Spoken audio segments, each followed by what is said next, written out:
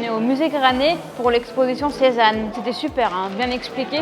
Moi, j'ai vraiment beaucoup adoré la présentation faite par la guide. C'était vivant, nous a fait participer.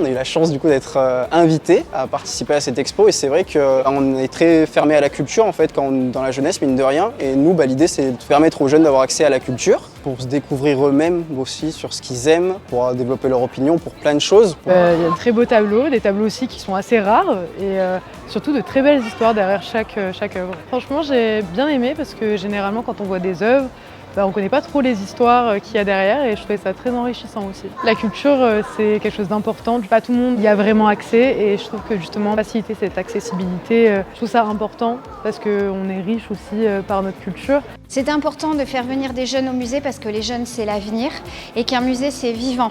Les jeunes pensent qu'ils ne vont pas pouvoir apprécier alors que tout le monde peut apprécier des œuvres d'art sans forcément avoir la culture ou les références, simplement avec son ressenti, avec sa curiosité.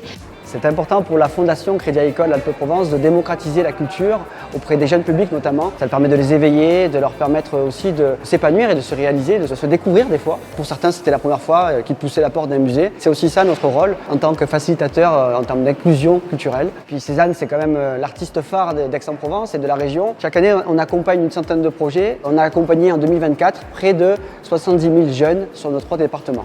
Le musée Granet, depuis plusieurs années, développe une politique d'accessibilité pour rendre ses expositions, comme l'exposition actuelle, mais aussi ses collections permanentes, accessibles au plus grand nombre. Nous avons notamment obtenu le label Tourisme et Handicap en 2022. Moi, je pense qu'il est vraiment génial. Il vient de découvrir un bon moment du partage.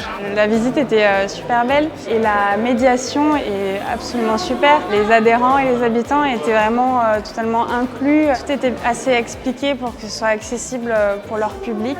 Et le fait qu'ils puissent se déplacer en fauteuil roulant dans les locaux, c'était vraiment super.